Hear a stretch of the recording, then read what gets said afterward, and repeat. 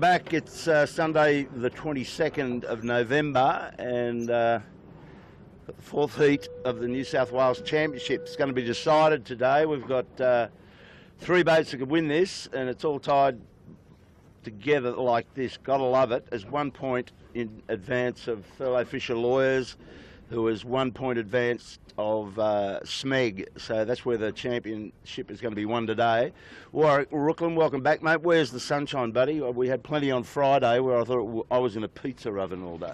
Well, it's certainly not here, and I might hand you over to Bucko, Oh, who's yes. fully across it between Darwin, New Zealand and Tasmania. So I'll pass it to Bucko to give us his assessment of what we've got here on Sydney Harbour and where someone could find some sun. The sun would be important. Well, as it's been the last few weeks, it's sunnier in Hobart today than it is in Sydney today. So it is strange. The high pressure is centred to the south of Sydney, which is a very late summer condition usually, so it is a bit odd. And we've just had a good little cold front come through on Friday. The temperature went from 40 plus to 20 in about 20 minutes late on Friday evening, and yesterday southerly, and today weak gradient nor'easter. So sunshine was, we have to go on the plane to Hobart. Yeah, well, that's not going to happen. So we've got what we've got, and we've got a nor'east course, #1 course today, which is the classic nor'east course that we're used to, but there's not a lot of wind, and as you can see, it's down around that 8 to 10 knots. It's pretty scattered too, isn't it, Warwick? It's in veins, it's up and down, but it's basically a nor'east course. That's the best one to go for today. Yeah, absolutely. And I suppose when we talk about a classic nor'easter on Sydney Harbour, we think more about lots of sunshine, bit of heat, and a sea breeze. But as Andrew Buckland said, we've got a gradient breeze here, so we don't expect to see it build. The race committee's a little bit nervous that there's too much east in this, and I don't know if they're considering going to Windward Lewards, but I think, no, by the looks of it, we'll see the duck, Blake, heading up towards the pin end, the rubber duck, and they may change the bias on this line. I'm not sure. There's something going on. Well, that'll be because if they don't move it, it's going to be pretty boat end famous, isn't it, Was? Absolutely. Very boat end at the moment. Seabreeze has this, their model has it going from the east more around to the north as the afternoon goes on. But we're looking up, I think, at pure blonde 7 at the moment, and there's a fair bit of east in this breeze. They're almost laying Bradleys from the boat. So that's a clear indication there's plenty of east in this breeze.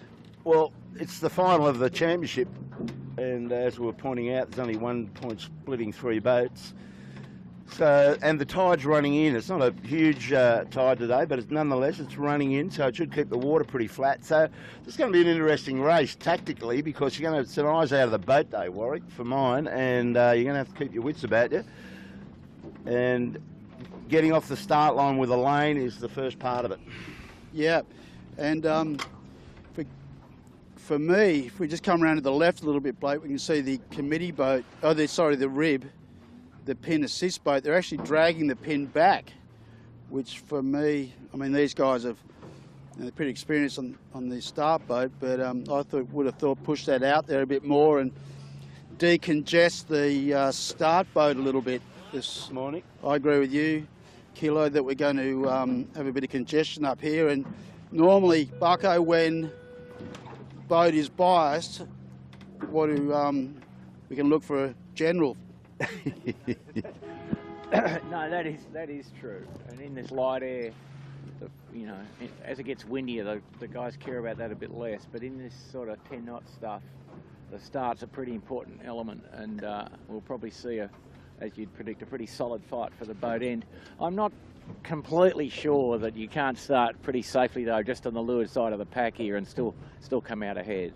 Tide's not running that hard, and clear air and air not upwashed by the rest of the fleet is pretty handy. So I think, you know, you can expect to see the leaders probably spread, the championship leaders spread across the line, and perhaps somebody, one of the top boats, you know, trying to hold the spot at the windward end. But we'll see how that pans out. Bucko, while you got the microphone, quickly, your podium today, buddy. In finishing order, because it's between 3 boats, so have a crack at first, second and third across the line, my friend. In finishing order, Smeg, Thurlow Fisher Lawyers, 7. Ooh, okay. Was that? Take well, that up. Bucko, you've stolen the best choices, I reckon. But yeah, definitely the boys on Smeg. They're good, as we know. They're very, very good operators, and this sort of stuff really suits them. Trying to think outside. I'll back my young bloke. I've been giving them plenty of grief during the week and in the mornings, and they get cranky at me. But I'm best intentions. Who's on Lumix today? Brett Van Munster, the super sub, Yeah. all the way from Morisset, my friend. Well, I'll go Lumix. Okay. And Jack McCartney on Rag. So, what are you going to do, Kilo? Well, what are you? What's your first one? First place? I was going to go No Youth. No excuse to win the race. Oh, well, I don't know about that. Well, that's it's stretching in finishing order. We're making it tough. Okay, Rag and Famish, Lumix, Noakes Youth. Nice. Okay, now pressure on. I'm going to go. Only because I've got to be different. Okay, I'm going Michael Coxon first. I'm going Gotta Love It second. Hang on. And I'm going. No, wait there. No, they've got to be different. Bucko's got. No, they don't have to be different. Bucko got first dibs. No, pick the podium, you can have anything you like, but right now the pressure's on about the finishing order. So, what did I say? Michael Coxon. No. Thurlow. Now you confused me. Thurlow, Gotta Love It 7, and John Winning for third for me. Oh, God, Kilo. Talk about sucking up. It's not that bad, bro. No, Woody's going good. No, he is going very good, and he could very well finish on the podium. Well, in fact, he's been there or thereabouts all season so far, no matter what the conditions. Yeah, and he's got Noddy Hay isn't sailing on the boat today. He got tangled up in a yacht race to Cabbage Tree, so he's got Cam McDonald, who is no slouch, so that won't stop him. So there you go. We've got our picks in. We're into sequence, and there's a lot of boats down the pin end right now, sussing that out. So this breeze will be moving around quite a bit. So it's going to be one of those starts where you really want to have your eyes out of the boat, as we said. But I'm looking at a boat down there now, which is Panasonic Lumen. It's got his bow well down under Bradley's from the pin. So this should be interesting. This is going to be a good race. Don't you worry about that. It's not a lot of pressure. Maximum 12 knots forecast. But it should be a very intriguing race, and they're on big rigs, and we haven't seen a lot of big rig sailing, Warwick, this season. Well, I've actually been logging at Kilo. It's been fairly split between 1 and 2 rig. Well, the last 2 weeks have been second. So we had the 3 weeks. Course. 3 weeks. 3 weeks. Okay. Because remember, we had big rigs early when the season started, and then they went through 3 weeks of correct. We had those rig. shocking. Yeah. Okay. You're right. And last week we got robbed of a really good battle when Appliances Online broke its bow pole while leading Michael Coxon by a couple of boat lengths. Yeah, that was a bit of a shame to lose that. So the update on that, David Witt caught a plane, gone to Tokyo for some reason, but good on him. And Tommy Anderson's trying to sub his way into the back of that boat when David's not around, so we'll see how he goes, but he's on a steep learning curve, but he just went flying by. It might be good for him today with a bit of lighter breeze and not so taxing on the manoeuvres. So let's see. Kilo, what's happening? That's 1 minute to go. So everybody's on their finals here. Final approach. We've got 7 midline. Got Thurlow port approach coming in. I expect to tack under, try and find a nice slot for themselves. Got Appliances, Alcatel and Noakes Youth towards the boat. There's Smeg in the middle, Bucko pointing out. Asco's a bit buried in there. Noakes Sailing looks to be in a good spot there, got a bit of real estate to themselves. 25, 24. Compass Markets barging. Noakes Youth. Just let that happen. They should have had the pedal down. 10 seconds. Compass looks early. They got nowhere to go. 7. Compass is over. I think we're going to have a general here, boys. Noakes Youth timed it nicely. What's going to happen here? I think it'll be a general, mate. There was just a lot of sail. Hang on, what are they doing? Yeah, general. That's 2. Oh, Jackie McCartney got squeezed out then. No, that was only 2 horns, wasn't it? But Compass Noakes Youth got done over by Compass. Bit of a tough one. But Compass was definitely over. Noakes Youth actually timed that pretty well. Or very well, in fact. Well, I think this race is underway, That was an individual, and I can see crowds working 13, feverishly to get all the 13. numbers. So that's let Noakes Youth off. Good spotting, Killer. Keegan York's coming back, obviously, because he was well advanced. Well advanced. Okay, let's get up there. Yeah. And race has started, the 4th heat on the 22nd. I noticed Brett Van Munster's had to tack early in gas. Same with Noakes Sailing. So Appliances in good shape, Smeg in good shape, Yandoo good shape. Noakes Youth has to really work hard to hold a high line here. 7 not so good down the bottom end.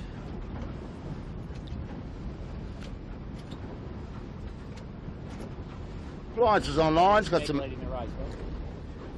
Yeah, Appliances Online's got some height, Warwick. He's got a good little squeeze on Noakes Youth on your Colts. Yeah, they got to work really hard. They're going to get spat out here. Yep, there's the spin. They're setting up for the tack now. Well, they couldn't live there, Bucko, though. No. They couldn't live there, but it's the middle of the river, just making the observation.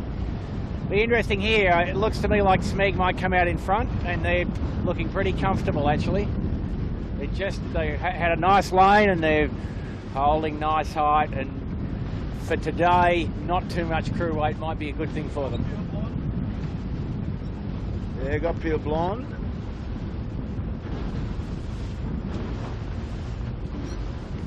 So, Yandoo, they can put, and Smeg, if they can put a bit of a squeeze on. Oh, we're looking out the back here, guys. But you can come round, Blakey, and just pick up Appliances, go forward to the Bradleys. You'll get a good idea of where the leading section of this race is. So Yandoo, John Winning done a great job there. Not quite advanced enough to put a tack in yet and clear Smeg, I don't think. You go straight to the bricks, wouldn't you? If that was you. Call for water. No, he can't. He's got to tack and go behind Smeg at this stage. All right. We're on Appliances at the moment.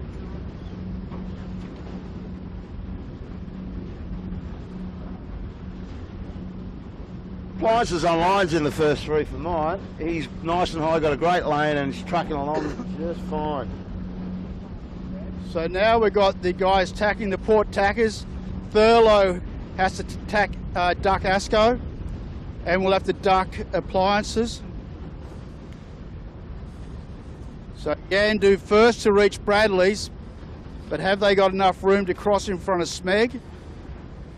I reckon he'll con his way out of there, Warwick. Yeah, he could he's well going to do. go right to the brick, so what's Smeg going to do? Put him back in there.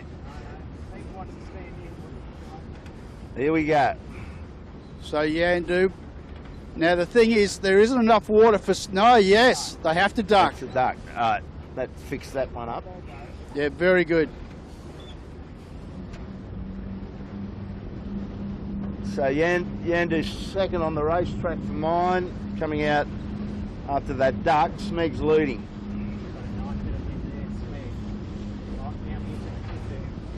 Very nice bit of wind to Smeg tacked into. Just a little funnel down the edge of the shore here, so that we might see Smeg just consolidate a nice little gap here on the 2nd and 3rd place holders.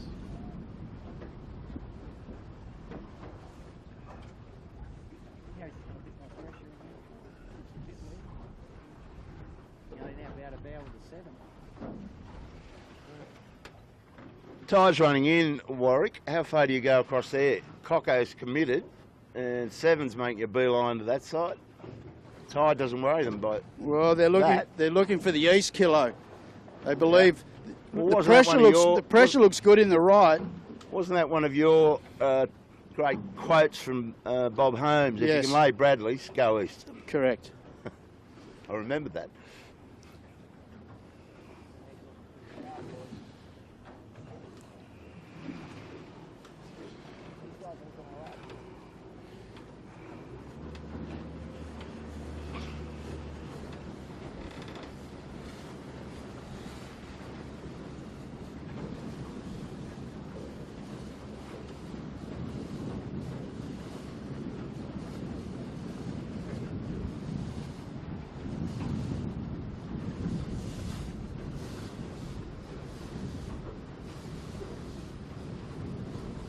Back.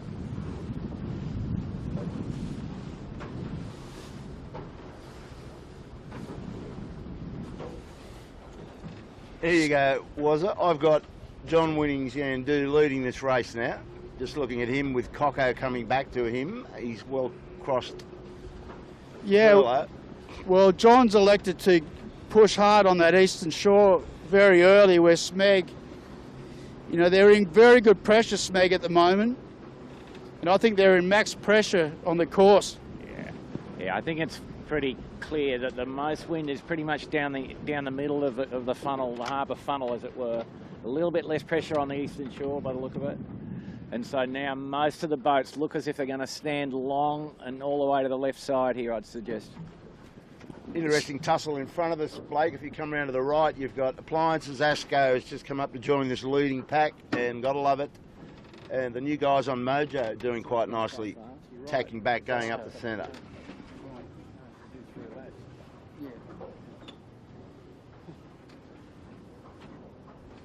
So, Bucko, it just seems to me, I mean, obviously, you know, every day's different, but it seems to me if you push too hard right too early, it doesn't normally pay.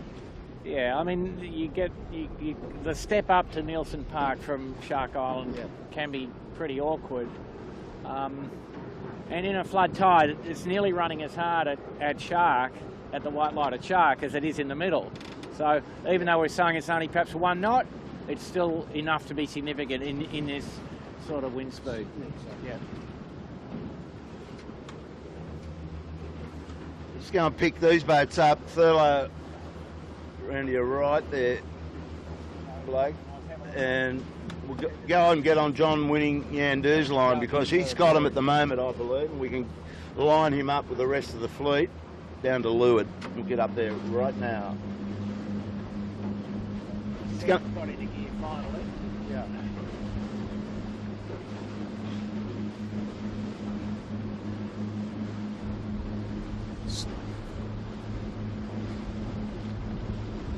We just come round to the right, Blake, and you can see Yandoo. We get a good shot of that. If we follow them for a little bit, we won't just hurt anybody else. Get in behind them, maybe Kilo, and just have a bit of a look up close and personal. Well, you can see the gauge he's got there, Warwick. That looks pretty luxurious, doesn't it? Right down this early part.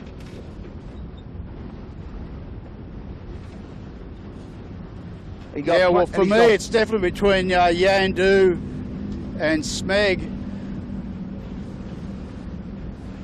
Woody just seems to have nice height, doesn't he? You look at the others, he's just got that couple of degrees of height, pressured up nicely. Exactly. Smeg will be interesting to see, as you say, how he comes off that Tala Bay headland there. I think Smeg will lead.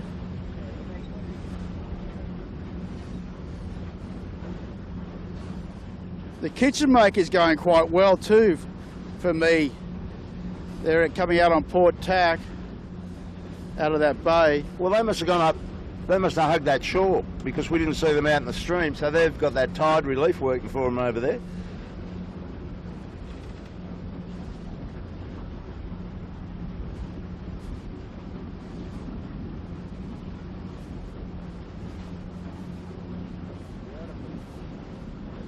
Just looking at Woody, he's taking all the height he can get.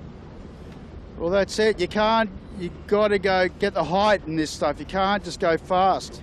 So you end up just, you know, falling into other people's gas all the time. I've noticed the Noakes youth guys were just sailing, trying to sail too fast all the time, and just falling into people's gas. And you just got to crank the main on and steer the thing to weather. So here's across Warwick. I got Woody in front here. Yeah, no, Woody's actually in really nice pressure. Yeah. Just flick to the right a little. I've got him to finish third in my podium. How am I looking? All right, you're going all right. I'm going too well at the moment. So here we go. Here's the cross for the lead. Yandoo has rights.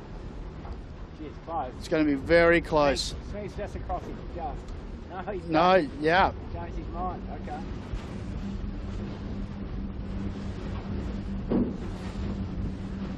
So good battle for the lead. Seven's starting to hit their stride now. Tommy Anderson's doing a good job of steering that thing today, the appliances, but Yeah, appliances. The only trouble, they're in a bit of gas now from Seven, so that's a bit unfortunate.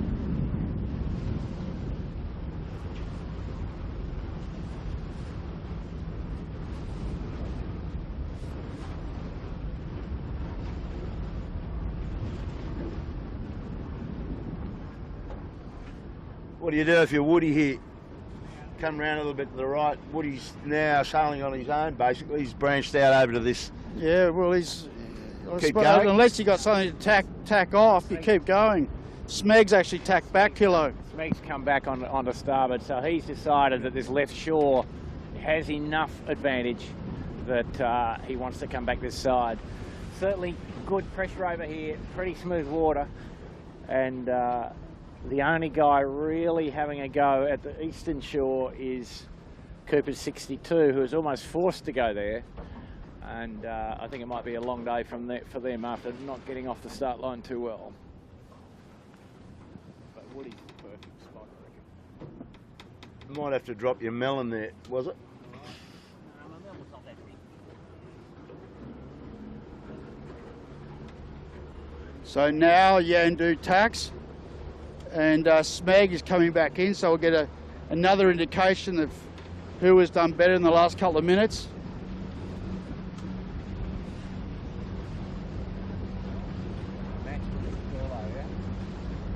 Set.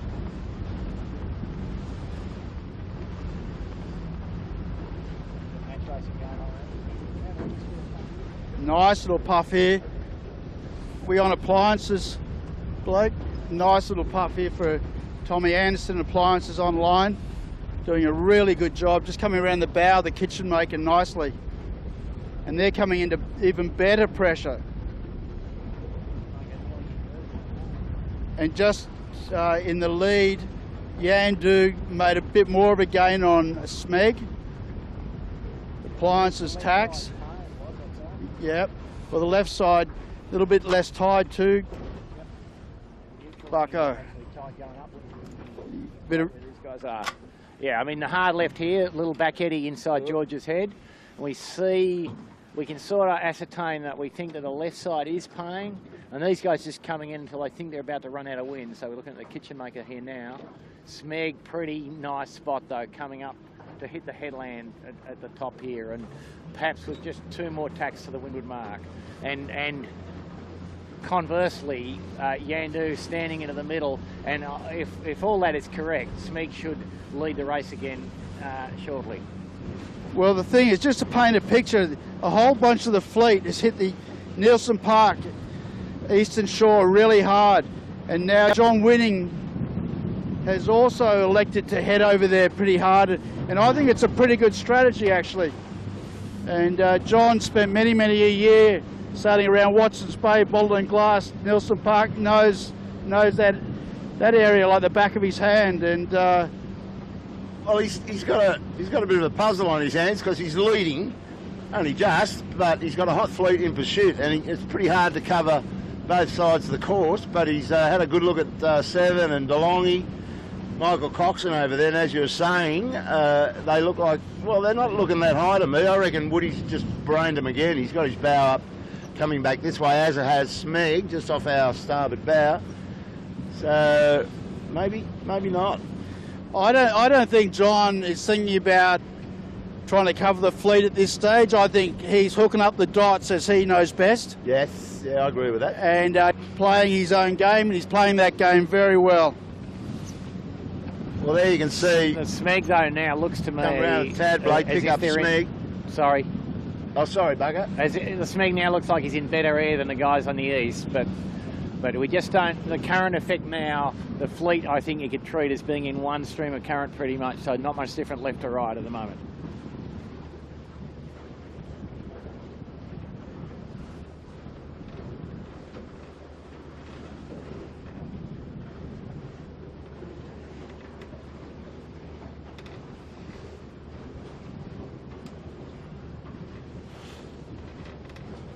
I've got a fishing boat here with nobody on board. Must have got a big one, mate. Got dragged off. Could be something else, Kilo. could be. It's only a little boat, but it might be a little bloke. Anyway. Okay, so yeah. He's tagging it. Yeah, a bit of bob. Okay, here we go again. What? I can't say that. So now for the lead, Yandoo coming back. I think Smeg's taken a bit of time out of them, so that's what Bucko was talking about. Smeg's got to clear away again. Yeah, Smeg has no rights. So they're just a little duck. So definitely a little gain to Smeg then. And 7 is definitely coming into this.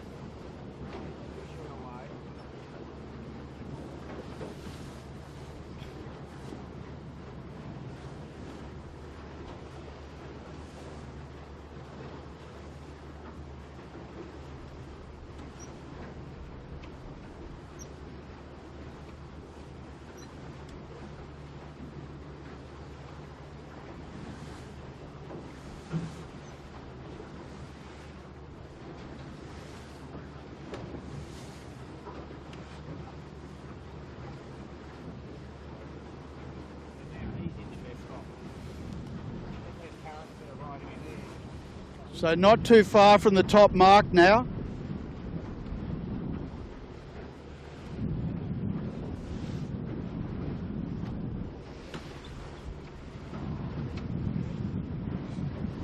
Yandoo will be tacking in a few seconds for their final approach to the top mark. Smeg will be on starboard though. Yes.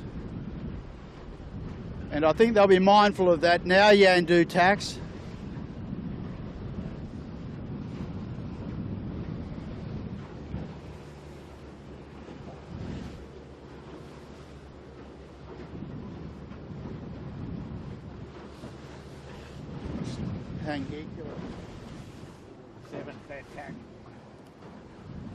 So Yandoo crosses Smeg, actually advantage back to Yandoo in terms of distance.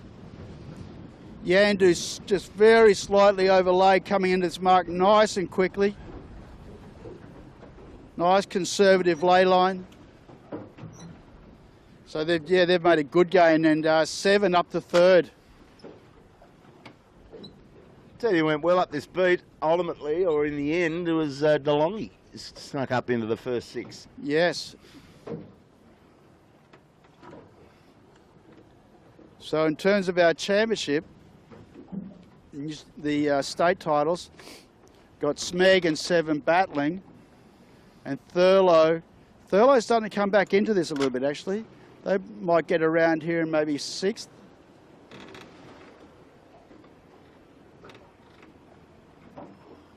Well, Thurlow Fisher has to beat both of those boats if he wants to win this championship. Okay. Nice gap on Yandoo, or for Yandoo.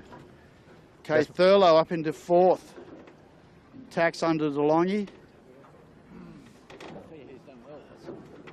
I'll tell you who's done well, Kilo, up the beat here from a really crook start is Cooper's 62. They're about 30 seconds out of being in the yacht race, and that's a good effort since they were absolutely stationary on the start line when the gun went. It's a bit brave in here. Yeah, good point. Wow, look at that. Well, all these guys, it's not like a normal win with leeward. These guys are coming in on approach on port tack with no rights. So that's where the guys that come in late on starboard can Throw a bit of a spanner into the works. Oh, a shocker on Cooper's. Now they're settled down. Oh, the Asco, what are they trying to do? Trying to go over Mojo. No. Yeah, they're better off just setting. We'll chase them up now. Just let Ilvy, I think that's Ilvy, yeah. Ollie Harris go through and we'll lickety split. Rouge pretty much in the east, like it's easting them a bit, isn't it? Well, there's not a lot of pressure, so they're holding right up into Nielsen Park.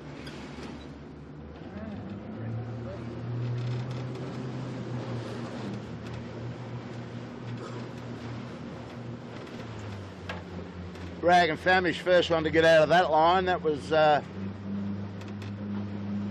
get a ticket in the queue.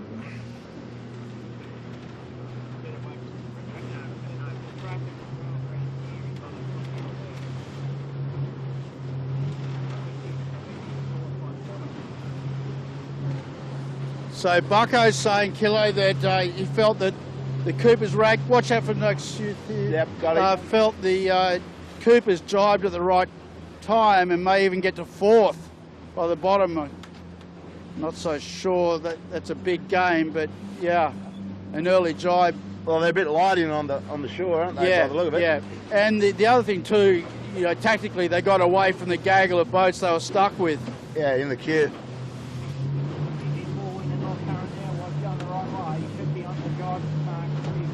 But Thurlow, DeLonghi look quite soft on that shore.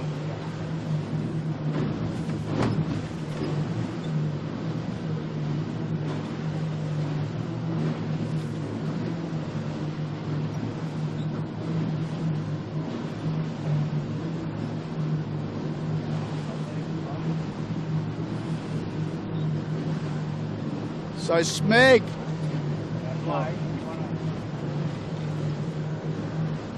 Okay, we've got Smeg maybe in shot now. They've allowed to jibe back quite early. We've got Thurlow. Smeg won't be able to live there. They will have to jibe again for sure, in my mind. It's just going to get too light under Nielsen Park. Interesting, the angles of these boats coming off the shore, they're quite high. Normally they got their bow down, but that's all to do with pressure, I guess. Well, they had I saw a little bit ago, they got pressed down on that shore, but now they're coming into a new different pressure. Thurlow just got it and they got a little press down then. Now this is getting interesting. I'm just looking at John Winning's Yandoo and they've picked a pretty tight lay and seventh in their line, so, but we know that Smeg's got to come out. So game of snakes and ladders here, brother. Yeah, I like what Yandoo's done. I mean, Smeg's trying to make something happen out of this, but now they're getting a bit of ease, but I just think they're too close to that headland in my mind anyway. Now they're getting a nice press down, but I don't know it's enough. Looking at Yandoo's line to the island, he's marginal, but no, I think he's fine, Kilo. It's going to look pretty ordinary a couple of times. Big gust coming in a second, but it just gets so light and funky under this headland as we get around the back of Nielsen Park. Jimmy Beck going to town on that shoot. This will get his full attention. Yeah, Smeg's living all right. They're really working that low line. 16-foot skiff style, two guys on the wide, VMG running, but it's very patchy up there. Totally different for John Winning's Yandoo. They're really powered up. Yeah, trying to keep that wing bar out of the water. And needs to go low hooks, Woody.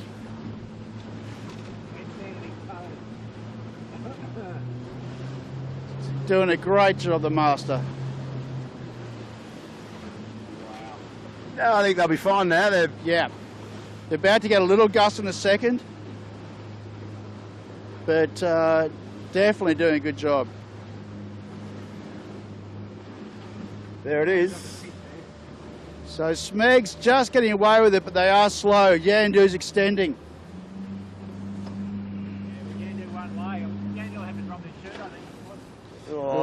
don't know. Yeah, Bucko's saying they're not going to lay. Well, I have faith. Yeah, it depends on what's going to hit him. Little gust about to hit them now. Becky's up for it. Look at him go. He's feeding it, puffing his cheeks. This is what skiff sailing's all about. This is what we like to watch. Plenty of pressure. No, that's all right. It's all about what they're going to get. They've got a new line of pressure coming down in a second, and then it looks like it's going to go a little bit light again. Still got to get up. Yeah. Yeah, Smeg, you're right. Bucko's saying Smeg's coming at them. Yeah, I mean, Smeg, very clever, well-judged line. Pretty awkward in here in this slightly east-northeast wind. And the guys, you know, like Yandoo, really struggling to lay up to the mark. Whereas Smeg can sail, bow down and comfortable. We're now seeing Yandoo have to flap the chute to get there, which is conventional stuff, but it's not very quick. They're going to get there, though. Yeah, they're going to get there without dropping, so that's a good thing.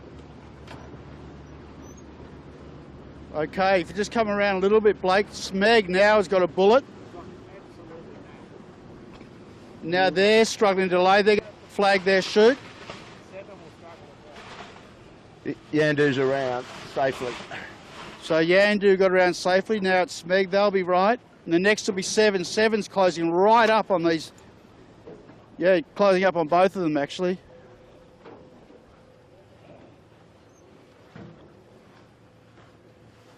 And in the back, there's the guys, if you look around, Bucko, the guys that went the high line further back in the pack haven't got away with it at this stage. They've got quite parked.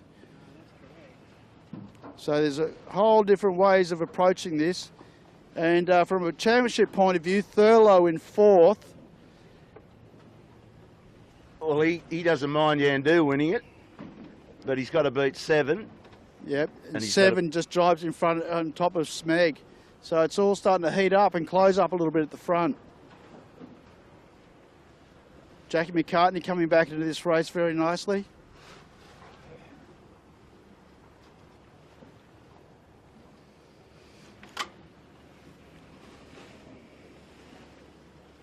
Ooh, Jack's gone for an early one. Yeah, Jack gone for a very, very early jibe. Asco next round. Man overboard on the rag. Oh, come around, Blake. Oh, that's a big, MOB. That's a big one. Yep. That was good action by the crew. Just fired that halyard, rotated the boat. That was good reactions. He had a man overboard a couple of weeks ago as well. Noakes youth blokes have caught up a bit here, Warwick. A little bit. Ooh. Yeah, the boys had a good downwind run there. They made up some very good ground. DeLonghi's in all sorts of... Oh, he's going to get there.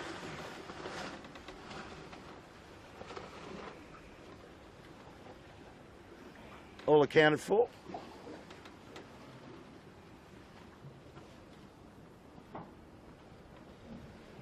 Okay, Really puffy on this mark, eh? We've got very... Okay, we've got 3 men back on the Coopers.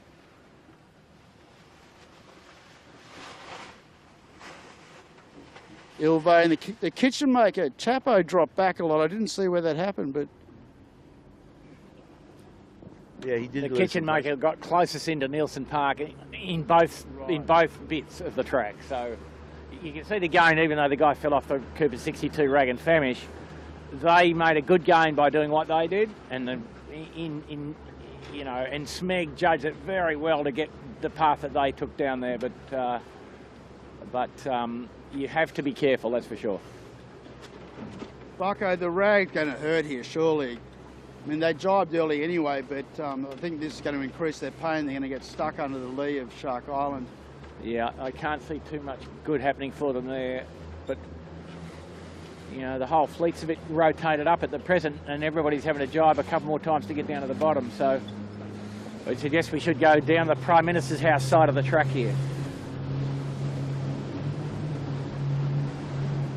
So good little battles going on all through the fleet. And Kilo just looking to the left. Asco, Marcus Ashley Jones pushed hard against that shore.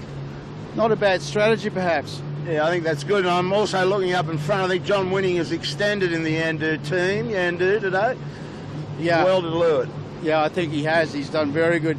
So he's one of your podium picks. Well, I've got him to finish third, but it looks like he might going to outperform that position. So, long way to go, though. So you weren't just sucking up? No, I know stuff. No, I'm only kidding, I'm only kidding.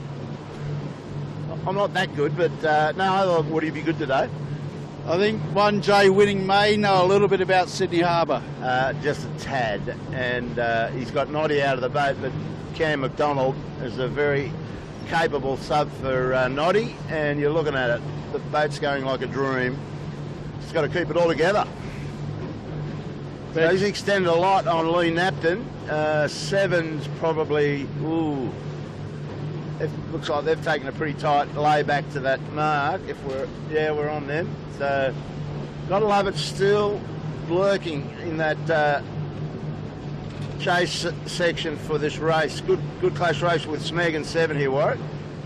Yes, but definitely, you can visually see that Yandoo has pulled a bigger gap on Smeg. Seven and Smeg having a good battle. We can't really see from where we are who's got rights at this mark, whether Smeg's advanced enough or Seven will slide up the inside. I think Seven will slide up the inside here, Kilo, and move up into second place. And Mr. Coxon has got them in his sights, so he's sailing right into these two. So should be a great little beat, this one. Yeah, no, definitely Cocco's closed up to these two, and these are the three that are fighting for the championship.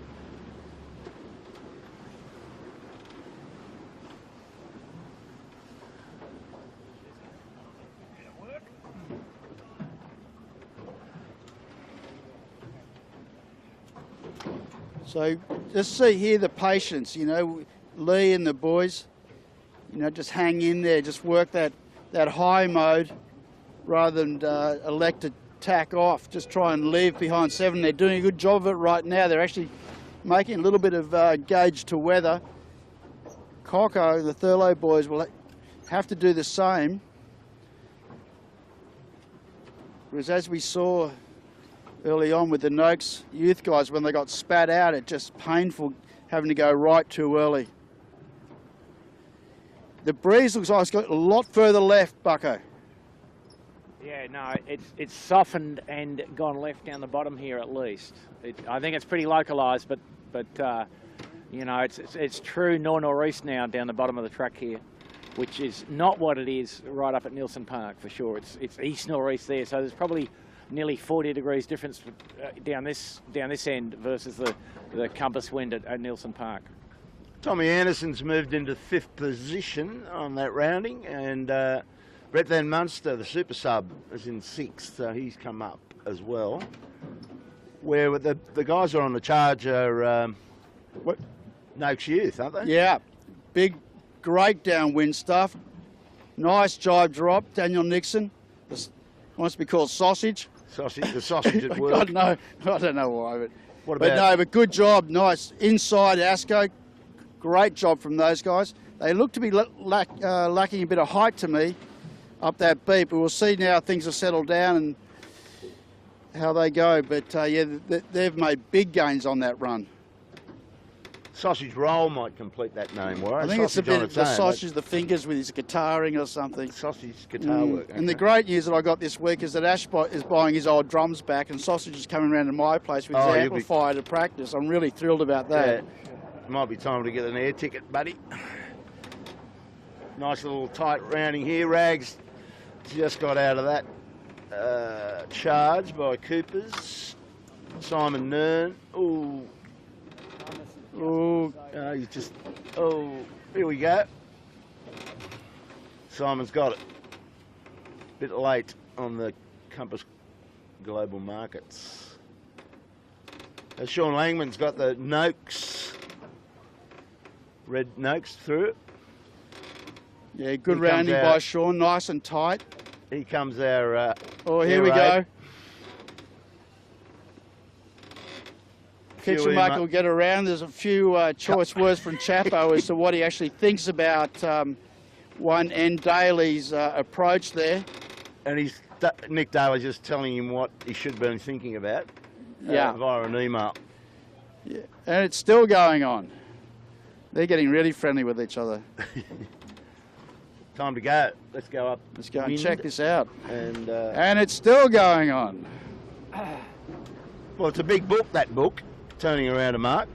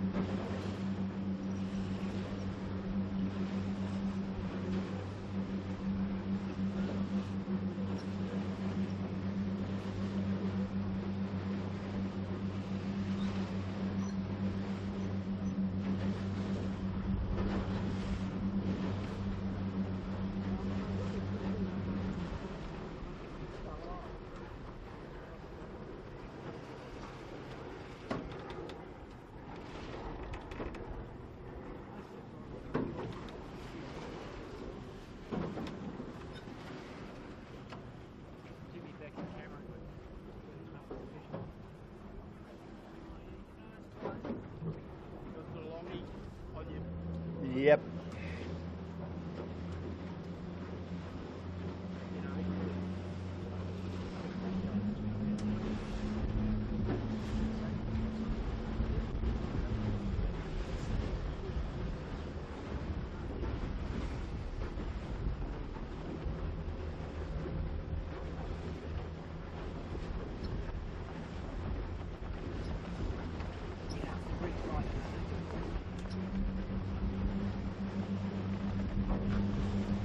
Okay, so back to, might be out of shot, but it looks like to me, Kilo, that Yandoo's extended even further.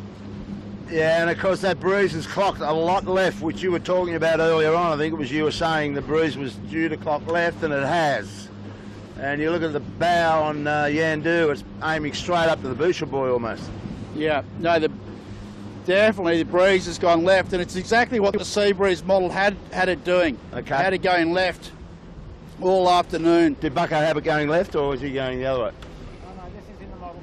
No, Bucko, it was in Bucko's model. Bucko's model.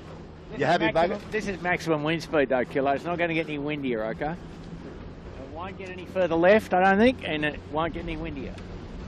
But I mean, it could go another 5 degrees left by the end of the race, but that's all.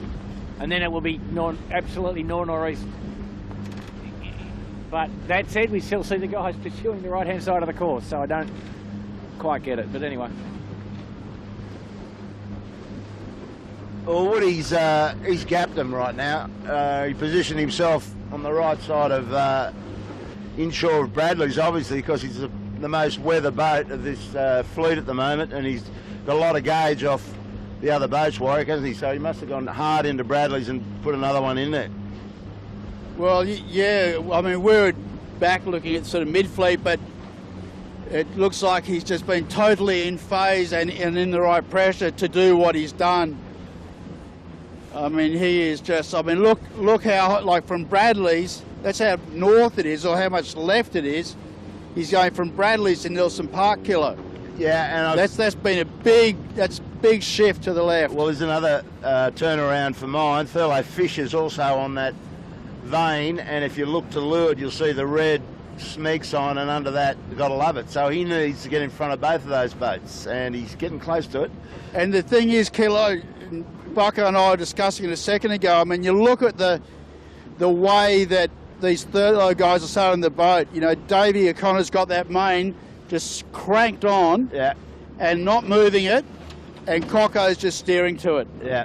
You know, a lot of the guys are just trying to go too fast, too early, in my opinion, in this sort of light, not light, but sort of mid-air pressure, you know? Yeah, I agree. And he's taking the height all he can. Exactly. So there it is. Mr. Coxon on the move on this second beat. We're on our way to the Bushel Boy again, and after that rounding, they go straight back down the harbour. VMG run, and we'll see what's cooking. But Johnny Winnie is cleared out right now.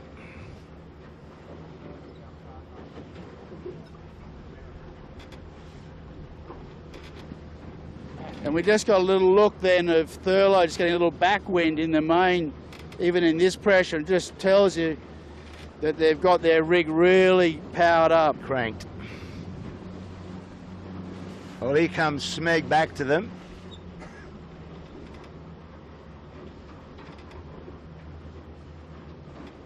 Smeg will cross. It's going to be an interesting battle between these three boats, whether they can catch.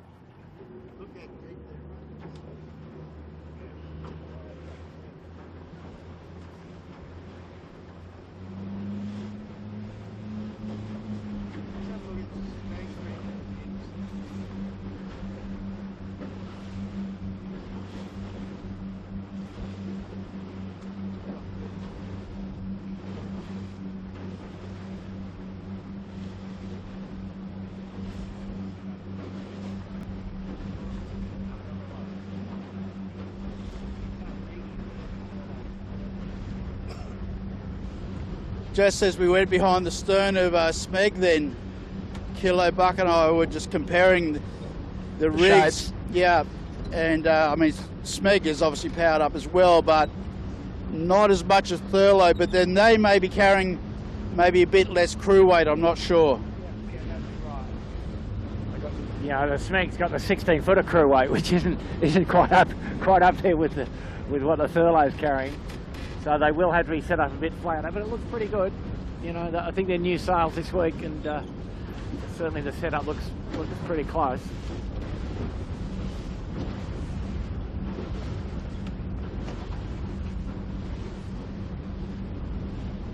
Well, even a little surprising to me how much headstay sag they still get, though. You know, with everything, you know, well sorted, they've still got a good 60 mil of headstay sag. So under this sort of pressure. It's quite a bit. Well, they might have just been setting up for that lighter stuff earlier on, Bucko. But it's amazing that they're having to let a lot more main off than Thurlow, eh? He's in the smooth water. He's pretty one place. No, I'm not saying they're playing it more, but it's just a little bit more ease maybe than Thurlow. Yeah, maybe, yeah. But yeah, Jeep's nice and powered up. Yeah, no shortage there. What's a true wind speed, fellas? 10 knots? Yeah, I agree with Bucko. I think it's a little bit more now. I think this is the around the most pressure we've had so far in the race. I think, Kilo, what we're in now is about 12. Down the bottom near Bradley, where that little funnel is, it was probably almost 14 for a minute or two there. We saw a couple of mainsail inversions and so forth, but pretty steady down the middle here at about 12.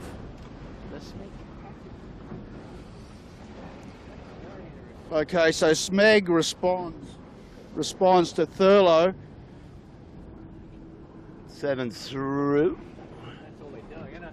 Yeah, they're just playing that game. I mean, you know, I didn't pick it up, but they might have felt they got a bit of a header then, Bucko, and Back in the middle of the river again. I don't know. well, they don't seem to be worrying about the tide. I mean, you know, we often talk about it, pressure is king, particularly You know, we've had a 4-knot differential in this race, but a 50% differential in pressure, so that's a big change. Well, yeah, I don't know. It may be that they'll. I think they can. There is still some east coming out of Watson's Bay, but and equally the current doesn't flow that hard down the middle of the harbour here in the shadow of the Sow and Pigs and the sandbank down the middle behind the Sow and Pigs. So maybe it's okay. Maybe it's okay. And as we always say, it's pretty easy to win the race from the camera cat, though. We are experts in this tin ship. You're talking up there, was now. Listen, It's great when you got 400 horsepower stuck to the back of the boat. Yeah, you can do anything. Yeah. Yeah. Now I'm just going to make a comment about how Yandoo has done a gotta love it to gotta love it here. He's just he's got that lovely break over the fleet at the moment where gotta love it 7 usually parks. Well, the weather and quick, and got them tucked away. So go you good thing, Yandoo. So a lot of golf left in this. We're on our way to the Boucher Buoy. We're about half a kilometre to go. Smeg's just off Bottle and Glass. Woody's just tacked in the Yandoo. Got Coco going that way. Gotta love it going across to Chowder. All come together in about 5 minutes. And Tommy Anderson's still hanging in the appliances online. Brett Van Munster should be somewhere around that area in the Lumix.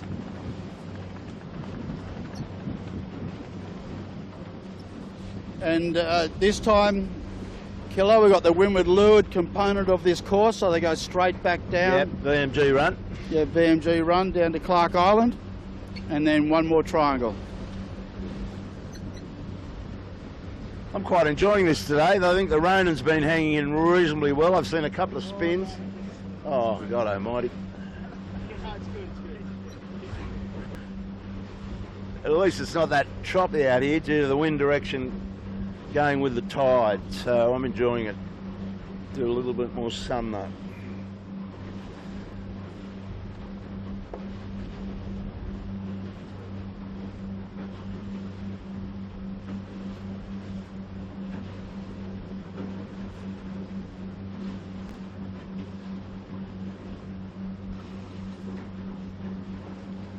I think this will be a video that Woody would like to watch over and over a bit. He's got a fantastic...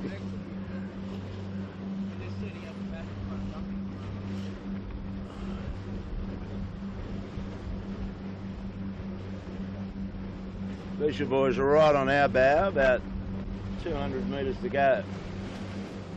So coming back to our leader, who's just tacking. One more tack till they're on approach for the top mark. Done a brilliant job. Absolutely nothing wrong with their boat speed. Oh. I did say boat speed. That was a hole. Yeah, that was funny. I wasn't watching that closely, but I didn't see it on the water. So now the 7 looks like they've made a gain to me on that that left-hand shore. Well, would he be on lay any second? So, oh no, I'm looking at the wrong mark. Yeah, Apologies. He's still got a fair way to go. Ooh, 7 made big inroads there, so the left paid pretty handsomely. Now Yandoo's starting to get a bit of pressure. Now the thing is, will they be able to sustain the pressure from the 7 team?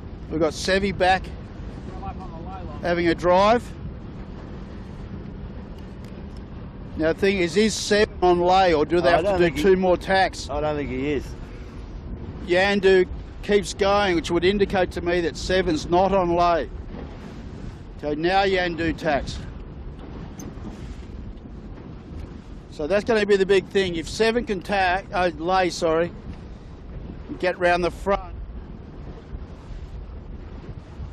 It's giving it a big crack. Yeah, giving it a big crack, and this is what's really closed things up. So the big mover up that beat is Gotta Love at 7. And looks like to me 7's pretty confident of that lay. Yandoo will have the hammer down, they're reaching. So a little bit of gas to 7 in a second. Now they'll start to get the gas. But I think, yeah, they'll be patient. Here we go again, father-son battle, mate. Happening a bit this season. Hey. So Yandoo still leads the top mark the second time. The big red 7 in hot pursuit. Yeah, John Winning Jr., the Herman on the sheet. Good set on Yandoo. Oh. The Smegglers. Ooh. So 7 having a little issue with their halyard. So Smeg's been the big loser there, Bucko. They dropped off, and so did Michael Coxon. Yeah, went the wrong from way, these front. and you know, well, paid particularly 7. Sorry, paid a lot for covering. I think, I don't know. You know, you can't do what they did in the east there, pretty assuredly. And you've seen the result. You know, it's about 40 seconds, Warwick. Yeah.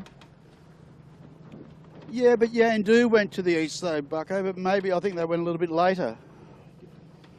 But it is quite patchy, so you can only deal with what you got where you are at the time. But yeah, but the two leaders, Yandoo and 7, cleared out from the chasing pack. So what is that doing for the championship, Kilo? Well, it gives it to 7 right now. He's 1 point behind. Oh, sorry, in front of Thurlow, and Thurlow's 1 in front of Smeg, which is just rounding now. So it's on a plate at the moment for the bigger red to 7. So around in thirds, Lee Napton and his team on the Smeg.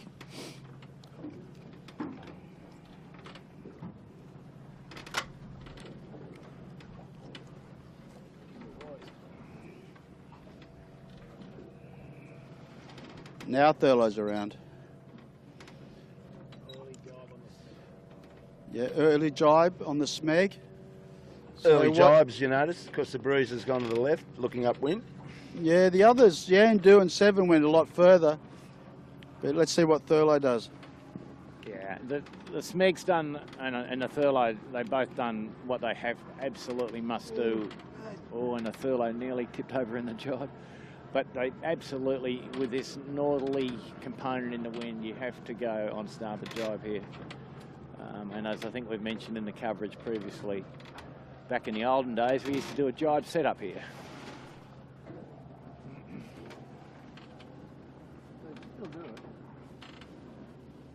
Really good race developing between Lumix and Appliances Online.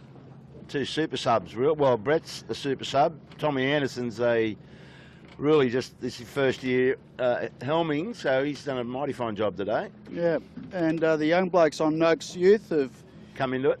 Yeah, well, we saw they had a fantastic good run, but they've held together up this beat, so it's a good job by those guys. Ooh, Tommy. Whoa. Oh, Tommy going for the jibe set on Appliances Online. That's just a bit of practice.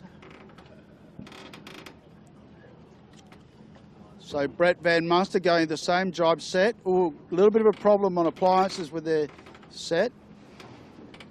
There go the Colts. Young Colts being a little bit more conservative. Going for a normal bear away set. So we'll see how that all pans out.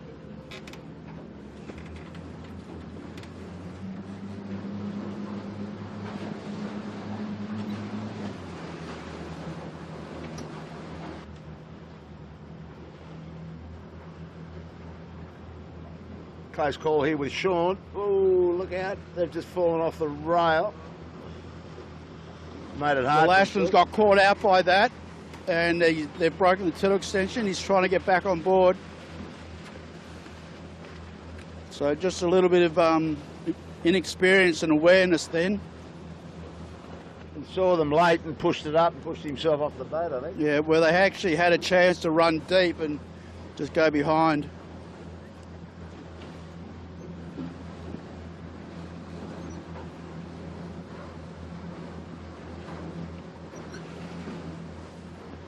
So I don't know how they're going to go finishing the race with that tiller extension like that. What have we got, an issue? Yeah, they got a... It's come off, hasn't it? No, they broke it when Ash fell off the trap or slipped. It's broken the tiller extension, and it's... I can see Josh McKnight trying to sort that out. They're going to... After the last few weeks, they're going to want to really try and finish this race. They'll just tape or do whatever they can on board. And, you know, so what do we got? They've got the extension with the rope down the middle, haven't they, Warwick? So that it won't break into two pieces, will it? No more rope anymore, Bucko? No. No rope, mate. It's all carbon and Kevlar. Yeah, but I mean, we used to still get the carbon tube and put a bit of rope down the middle. So if you broke the tube, it would sort of butt up against itself, you know? And the rope would hold the tension, and the tube would sort of be okay. Anyway. So what are we doing? Sticking the steering wheel back together was here. Yeah, there's a bit of work going on. All part of the That's action. good. It's a bit of seamanship there. That's the way. And off they go again. Good job. Back in biz. Back to full mode.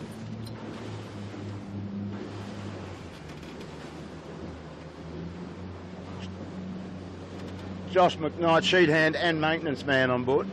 Yeah, good. Good job, maintenance man.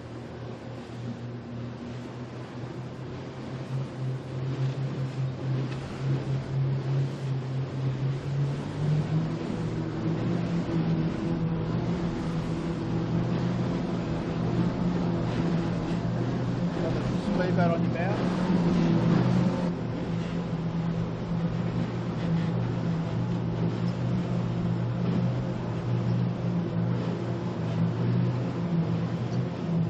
Good race between Appliances and Lumix. They're just stuck together. Yeah, very good battle between those two. And Smeg's actually starting to have a bit of a lonely race. They're sort of stuck in between the two packs.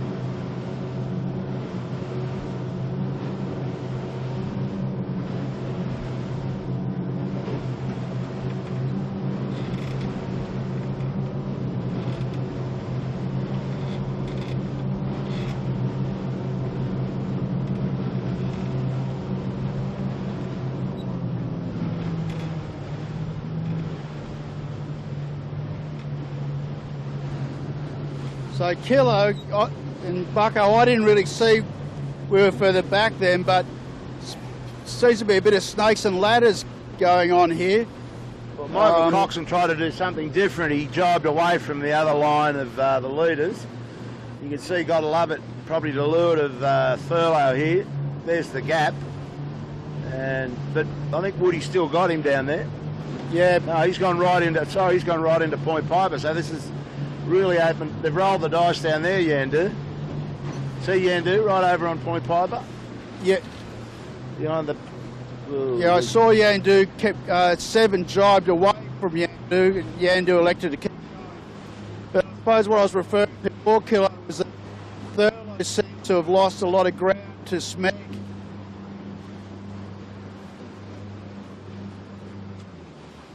Yeah, they've all split from each other, haven't they? They've all decided to go different routes down here.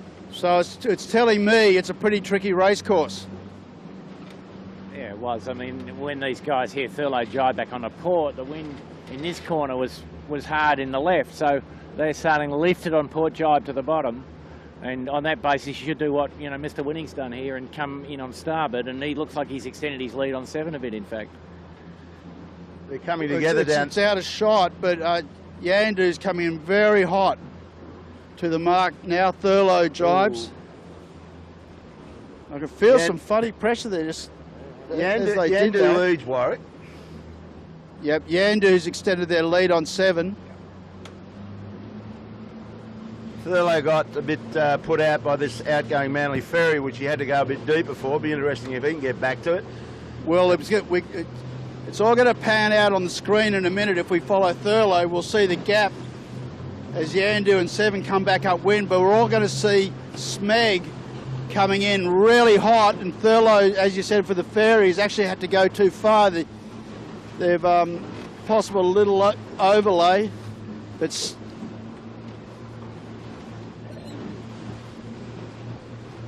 so we've got Yandoo around the bottom mark first. Gotta love it, 7 second. Bad air from the ferry for Thurlow. Now it normalises. About to get a real bullet here.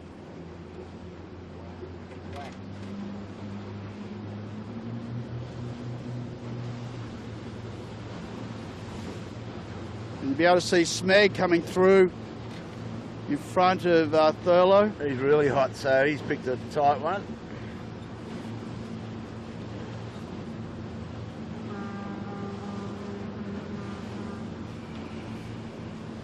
What's right here?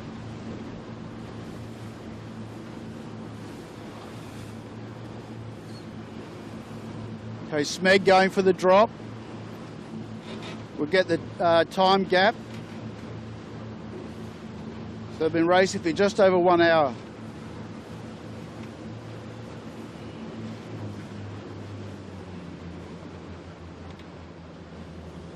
So call it 22 seconds for Smeg around.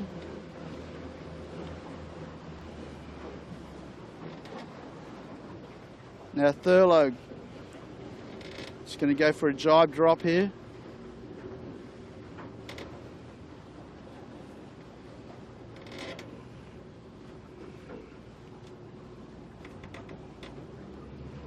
So it's about 35 seconds between Smeg and Thurlow.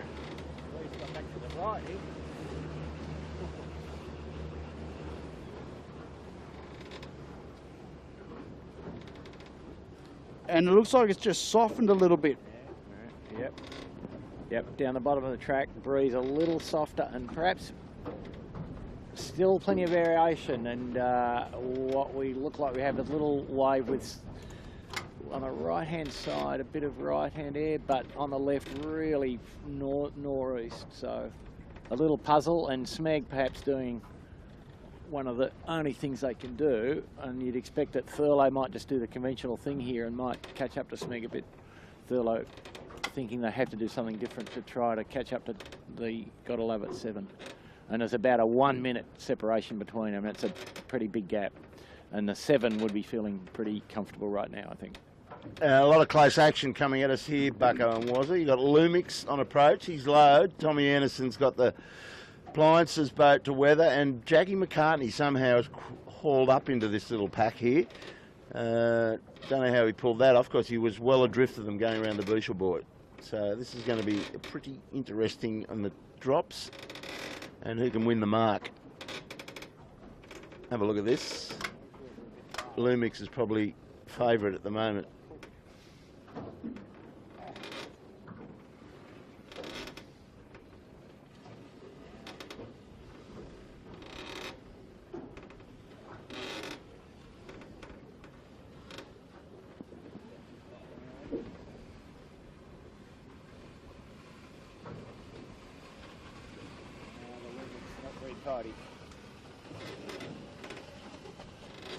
So appliances with a better rounding right up the back. They'll have to shove it right up to avoid Lumix. Opportunity here for appliance if they can hold the high line. Jack McCartney's had no option but to take a low line and just in a lot of gas. But at the moment, with Lumix having a few problems with their chute, he might be able to punch through, but it's going to be very marginal.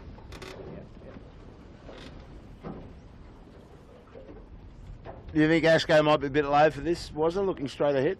Yeah, slightly low. And I tell you Come who... round a bit here, Blake. You got Ashko aiming straight at us. We're about 50 metres to leeward of this mark. There goes the chute.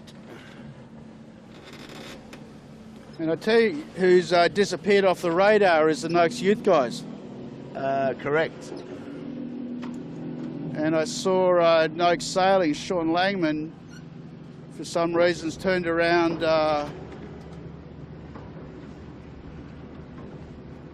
mid-beat and going back upwind.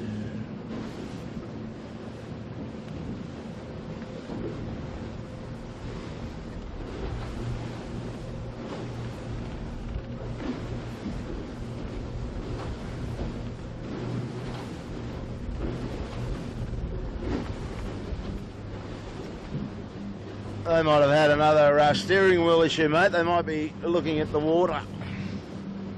Can't find them. Yeah, I'm not sure. There's fair few boats just up here all parked.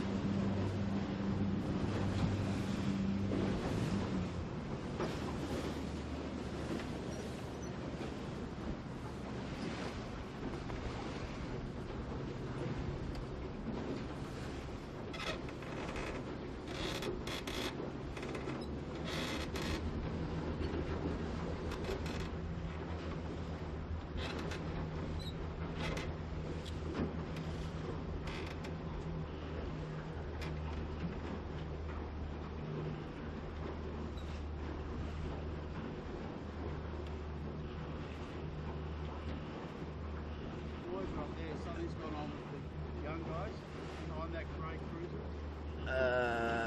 Had a crash or the rigs come down or something. Where am I? 10 o'clock? I think I got my gut feeling looking upwind is maybe the rigs come down on the Noakes Youth boat. I can just see the... Yeah, it has. So that's been a failure of some description. In the wars. You can see.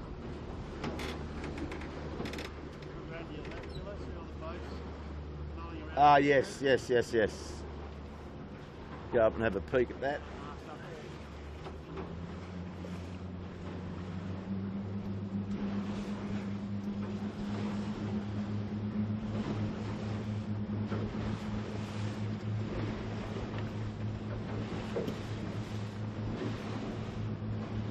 Well, that would have been quite spectacular, wouldn't it? If the rigs, they were obviously sailing along and the whole thing's... Yeah, well, I bet it's released. It's been, my gut feeling is it's been a rigging failure. Okay. They're running light rod rigging in that thing. Oh, that rod rigging, that's good Yeah, stuff. but there's nothing wrong with the rod rigging, but maybe there's been an issue with the turbulence or something. There was a little bit of an issue with that. And they had a bobsleigh break. Yes. On their pole. Yes. The other week. That was a rigging issue with that. And that broke the mast. Oh. So it's going to put the program back a little bit. And the wing, unless they've had a crash. That looks like to me they've had a crash with someone. What was all that about, Mothy? Ferry. Hit the ferry. There you go, Mothy. So Mothy's telling us that they've crashed into the ferry. I did hear the horn from the ferry after we watched it go past Cocker. MAB. Oh. That ferry. The Manly ferry.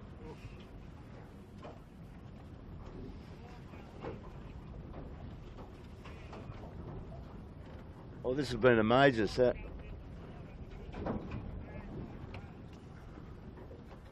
It's been a major. The boat was getting dragged by it. Holy moly. Well, there's 3 live ones there. Hang on with these waves here. That's a Big major waves. scare for the boys. I'm sure that'll be a very And it looks colourful like Mark discussion. Anderson's jumped in the water to help them from what the big fella's saying.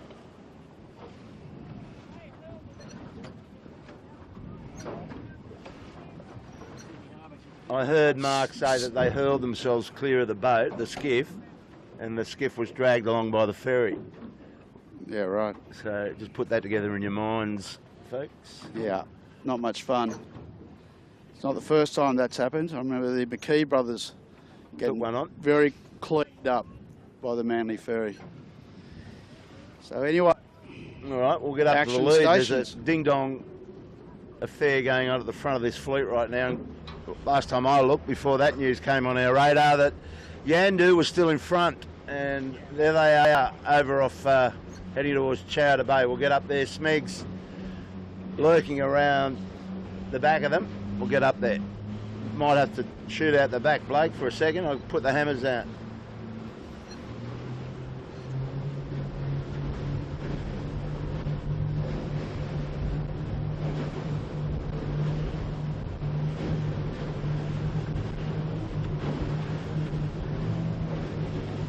So it wasn't a rod rigging failure by all accounts, Warwick. It was a Manly ferry issue. Yeah, that's a bigger problem. Well, they're out here. I did hear a horn, just a short beep, so he might have got... Normally those blokes, if they think there's a collision coming their way, they're really on the horn hard, those guys on those ferries, so he must have been blindsided as well. Well, like boy, to have a chat, you won't know exactly. But something's got. We couldn't hear what Murray was saying clearly. He felt someone inside. Anyway, we'll get the story next week live from you, bro. Yeah. So, straightforward. Got that right.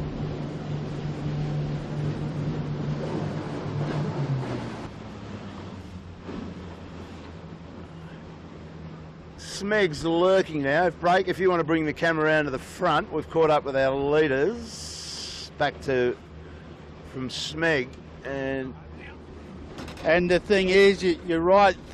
Smeg's come back into this a little bit to 7, but Thurlow's well and truly out of it. They're to your right, Kilo. Yeah. I mean, not that we're going to try and see them on camera, but they've got in behind Wilson Park, and they've paid a big price for that. Well, I would say the bookmaker would have a smile. It'll take a box of lemons this week to get the smile off his face, because the favourites, 7, Smeg and Thurlow, are behind the mighty Yandoo right now. So that says pay time, but we've still got to get him over the line. Yeah, well, they're about 2/3 of the way up this beat, and then the 2 down legs. But they've held on strong all day long. They came out strong, had a little battle with Smeg early on. Well, they turned the Boucher boy the last time up here. You would have recalled, you can easily wind it back, but they only led by a few boat lengths up here, so he's more than 3 boat lengths advanced at this point. Well, they've sort of blown off 2 contenders today, haven't they? Really, they blew off Smeg early, like it was. They were battling it, like ducking each other, and then Smeg dropped away. Then 7 came back in to have a fight with Yandoo, and as you said, there was nothing in it at the top mark. And now once again Yandoo's extended out a little bit, and it looks like to me, Bucko, there's good pressure in the left that Yandoo's coming into. Yeah, just a little funnel against George's head here, and it's hard to see these guys. We see now that Yandoo's tacking to cover, I think, essentially.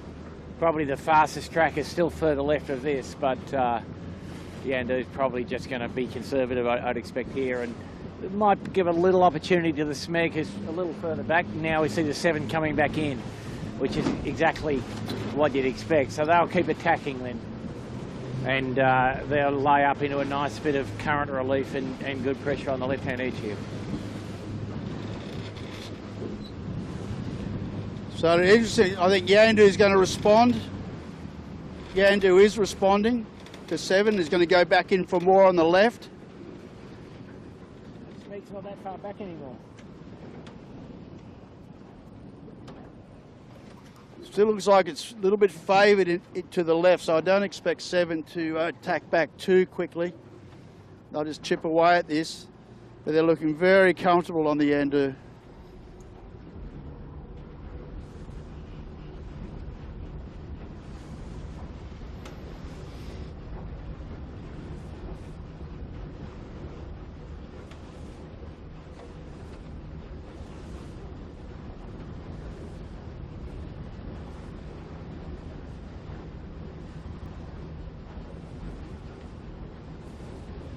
Okay, 7's tacked. To your left, Blake. Okay, now Yandoo tacks again. Yandoo looks to have tacked in better pressure. They've got nice pressure just coming to them on their bow in about 5 seconds. And they've got a Manly ferry coming at them. Yeah, good point, Kilo. And I don't think they're they might be across. It's going to be close. I don't think they will. Well, you want to work out how you're going to approach that. Are you going to go past his bow now, or you're going to get back into that shore again? What do you do? Well, he's not on lay. No, he's not on lay, but I'd cross. I'd keep going now.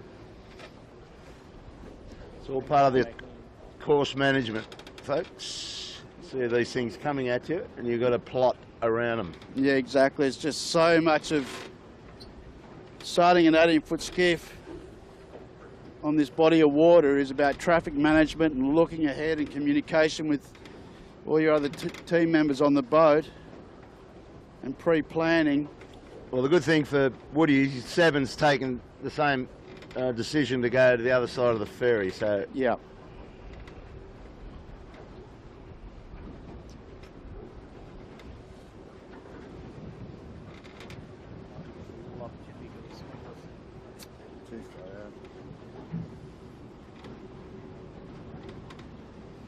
Now Yandoo getting a nice lift actually. They seem to be in phase.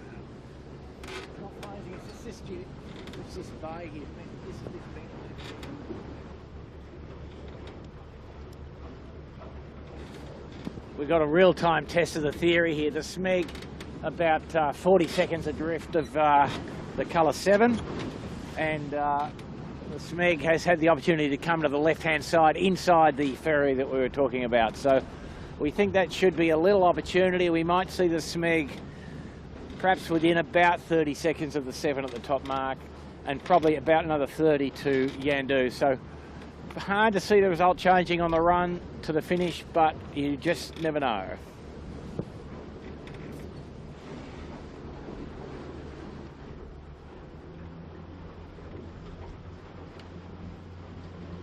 There's some nice sized waves coming, Blake, so just prepare to deal with these babies. Put a bit of pace on.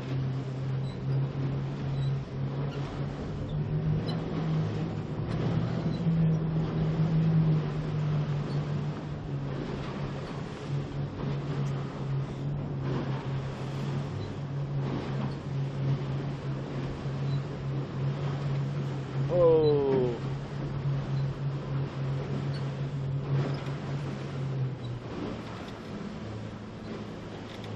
Go you good thing, Ronan.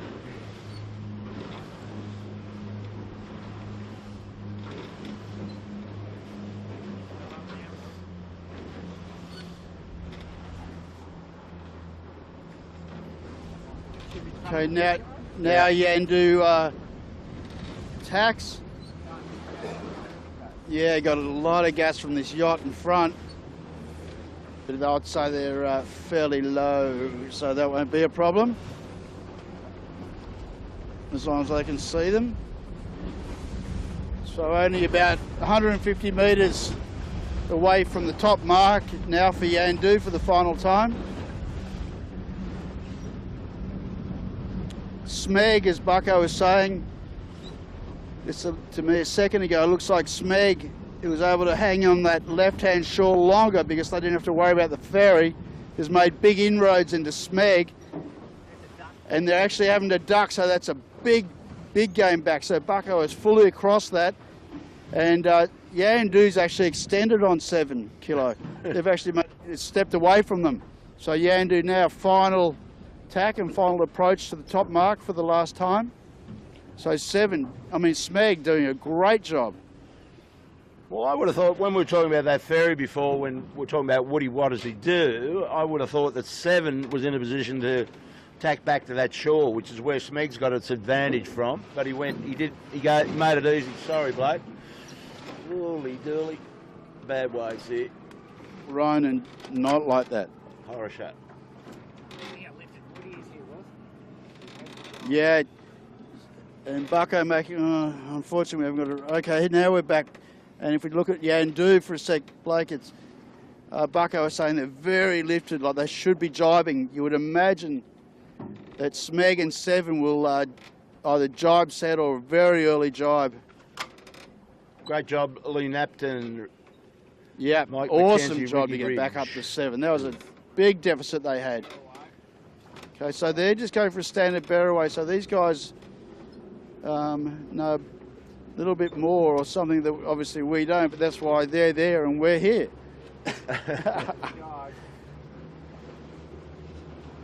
Now Woody's got a nice little luxurious lead here, which should help him immensely. These two are going to be battling each other. Yeah, so that's interesting. So what's your take on that, Bucko? Because I would have thought that was a setup for a jibe set. Maybe it's just pressure. They're seeing better pressure on that side.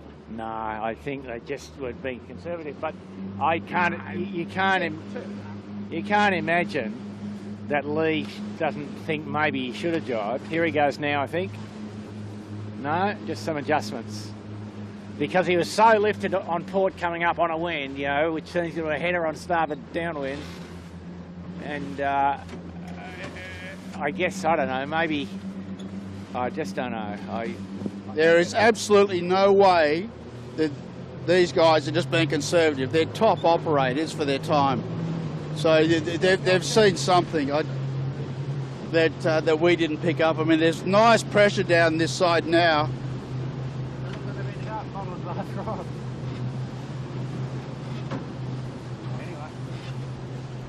Okay, now Smeg. Oh no, they're still not setting up for the job. I thought they were going for it then.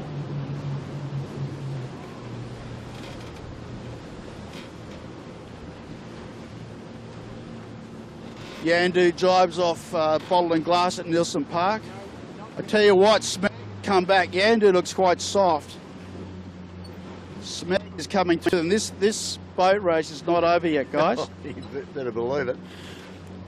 Smeg now jibes. 7 will go into second here. About to come into good pressure set.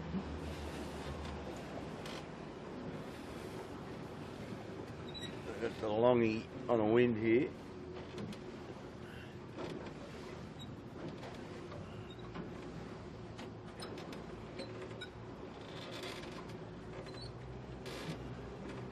Really pushing the rocks. Yep, 7 pushing hard in against the rocks.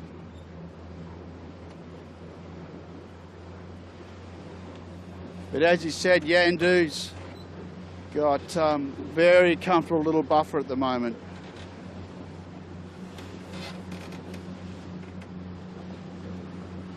Oh, Nick Catley on one leg.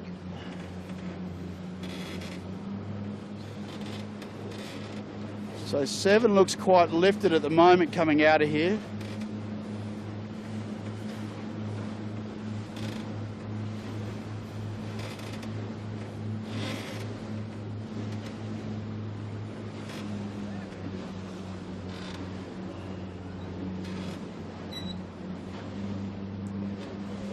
So there you got Yandoo on 7's line. Distance being about, I don't know what's that was, about 100, 200 metres. Yeah, good 200. And 7's getting his bow down underneath Smeg now. So yeah, they are. Interesting.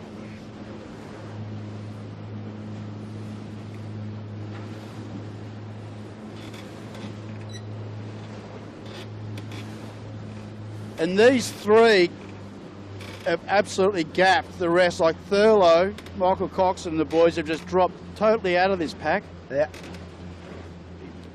Now, when we were looking at him, Warwick, he was sailing the boat high, and we were commenting how he had it strapped on, and he was, you know, the way he was sailing, the mode he was sailing in. But that over that that leg of the beat, or that particular part of the course, he got dropped off, and we thought he was looking all right, but in fact he wasn't going as well as what we thought. Well, I don't think that... Speed-wise, I'm No, that. yeah, I don't know that was speed killer. I think it was just... Look at 7 now. Pressure and shift. That's a good one. Yeah. Buy some depth there. Yep. Smeg setting up for the jibe. Now, if 7 can get close enough, they get rights, but I think Smeg will cross ahead of them. But it's certainly closed up. That's on that last little puff, was it? Yeah, so Smeg easy across. Woody slow. Yep, you're right.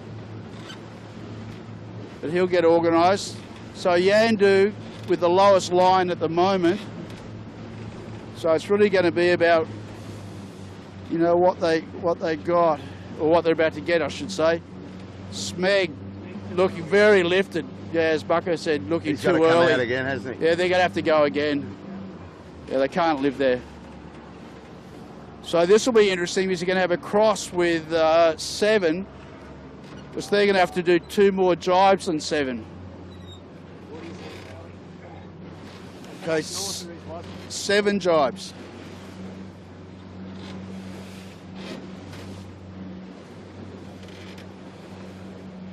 Smeg would, Smeg would drive in front of 7 to protect that, and 7 coming at them very quickly.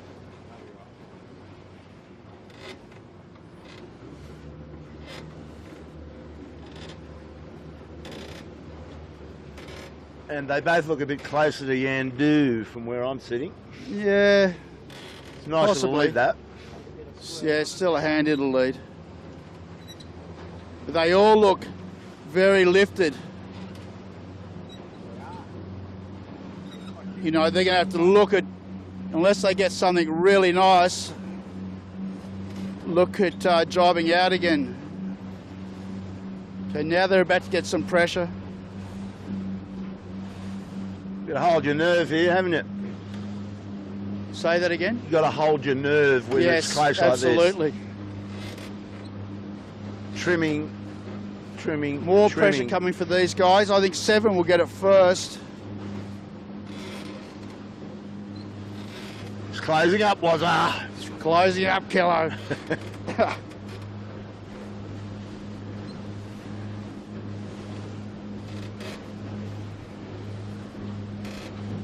Can Woody bring it home? Yeah, I think he will. He's sitting in the boat now, just looking for a nice VMG mode. I'm very happy with him today, because the worst that's going to happen is he'll finish in the position that I picked him to finish 3rd. But I think he's going to do a bit better than that by 2. Yeah. Okay, so all these guys just having to manage the lulls. Smeg electing to just go 2 strings, go a little bit bowed down, where 7 has stayed trying to go fast, trying to look to get across them. Smeg's starting to now respond to that. Yandoo has jibed. So you'd imagine they'll all be jibing fairly early, given how lifted they are. Okay, 7's setting up, and 7 responds. Simo And jibing. Smeg responds, I should say.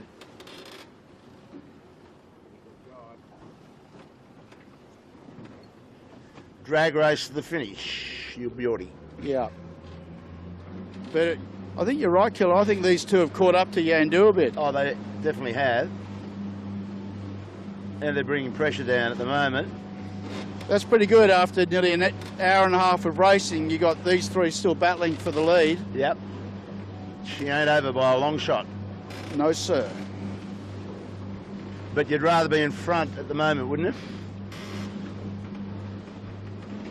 These guys, these 2 red shits got it Now, all to do. Yandoo's got a cruising boat Yes, he does. to deal with. Oh, And no, he's the gonna- cruising boat's going down. Ooh, good on you. You hate it when they jig instead of jag, but that's all worked out okay for Yandoo. It was. I think, you know, the Smeg's taken the odds to the best option here. The high road's the winner here, I think. The breeze will head as they get down here. They might get to the finish without jibing again at all. And they just got to sail their boat where's through Woody this, through the lull. Yeah, no. That's To all a pick up puff, that is it? squall. Well, Like there's no- Woody just changed 90 degrees, had to pull away 90 degrees. Just that little microburst was violent. And he's down 3 strings flying.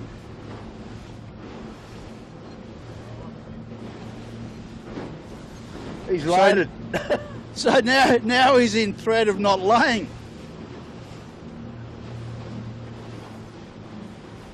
Now, talk about eyes out of the boat. Where did that come from? That was amazing. Okay, now 7's got plenty of breeze. So is Smeg.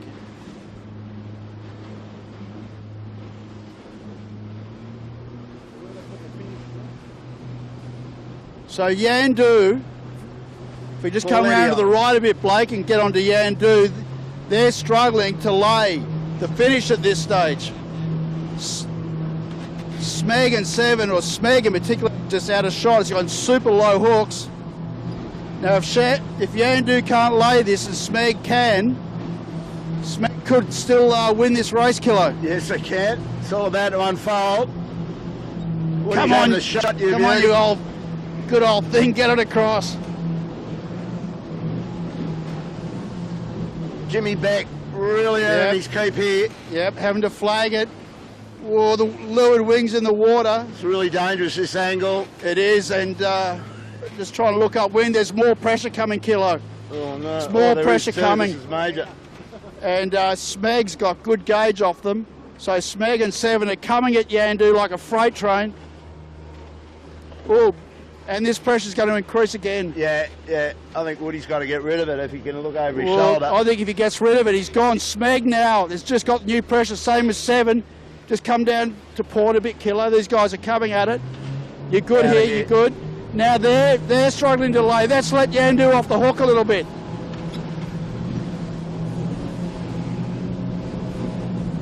Okay, now there's a battle between 7 and Smeg. Smeg's knocking the chute off.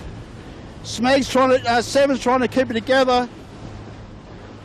If you just come around to your left, Blake, you got the winner, the mighty Yandoo. Well fantastic. Done, you guys. Yeah. Great job, great job. Yandoo. Well deserved. Fucko saying never in doubt. Oh, these guys got carded. And the Smeg 2 sailing, flying in. So what a great finish. And 7 limping across, having to drop their chute very late. So that was just a little bit of that little northerly kick that Smeg stood onto at the top left of the beat. So if they jibe set at the top, you don't know what the result was.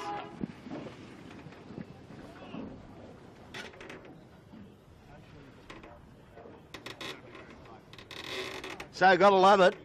Finally comes across third after that. Mad scramble. So got to love it. Wins the New South Wales Championship. Went into the last race with a 1-point lead over Thurlow, who was dropped out of contention today, and who had a 1-point lead over Smeg. So got to love it. Wins the state championship. Well played. And Smeg will be second at that rate, I would think, because he'll end up with 10, and Mr. Coxon will end up with, where's Cocko? Is he fourth? Yeah, no, he's coming in now behind us. If you come around, Blake, he'll pick up Thurlow. Points. Great race. And they'll end up with fourth. But they're struggling to lay also, Kilo. Yeah. So the story of the day, which we weren't able to show you, but we've heard some of the story, is Noakes Youth taking on the Manly Ferry. Full on by the sounds of it, so we'll be able to give you that abbreviated story next week. Yeah, that's not a good thing for a bloke in his 5th week of steering one of these things. So hopefully it doesn't knock their confidence around too much. Well, the main thing is they're still got a pulse. Exactly, because that can go real bad. Yeah. So this, and Tommy Anderson will be next after Thurlow. So he's hung in there. They've done extremely well. Tommy would take a real big slap on the back for that performance. Yeah, no, good job. I think David Witt probably up in Japan or wherever he is probably might have seen that action. So he'd be pretty happy to have a bowman that can sub in and steer the boat. So Bucko, we're approaching the end of this live stream broadcast. Why do we just get your hands on the Ronin for, well, however you want to do it, but somebody needs to get ready to turn us off after another riveting race out here on the 22nd of November. Hope you enjoyed that one. Hopefully we'll get some sunshine for you next week and a bit more of this stuff. But I enjoyed that, Warwick. That was a good little get-together with big rigs. I enjoyed it. Yeah, no, it's great, and it's good that we had a three-way battle all the way to the end of the race, so yep. That's what always makes it. That's what we want in the brochure. Okay, so Tommy Anderson brings the appliances online, across the line for 5th position today. I think there's a big gap, isn't there, back to 6th, which will be Lumix smoking. No, we might stick for this because there's some really close under-spinnaker action there. Oh, are you on that, Blake? We've got Lumix. Go, Brett. He's heading for, I don't know where he's heading. He's certainly low. Double bay. Yeah. And Rag is up high, so who's going to get there? Well, that's it. It's Lumix will have to knock that off. The Rag will get there from where they are. The Rag will get there 6. I'd say the Rag will get there 6 kilo. The Lumix will have to drop it, and the Rag is just coming home with a wet sail after throwing a man over the side and letting them go at the starting gun. So between Lumix and Compass Markets, it's who can get these shoes tidied up and get back out on the rail. Yeah, and the Rag's coming at full bat on exactly the right lay line. So the Lumix trying to get there with the chute out the back of the bus. But I think that's very close. We have a good sight. The Rag's just not going to quite do it. Yeah, just. The Lumix will get there, just. It's always interesting, these final dash for cash on the heading towards the finish line. And the Rag just beats the Compass. Really get the whip out. How's that? That was pretty cool. Okay, so that's it. That's a wrap for us. Thanks, Wazza and Bucko. Thanks for coming out again, boys. And Blake for squeezing the trigger and controlling the Ronin, the rampant Ronin. We'll be back here next Sunday. I think it's a 3-boy race, so that'll be a bit different. We haven't had one of those this year. So from the Camera Cat, over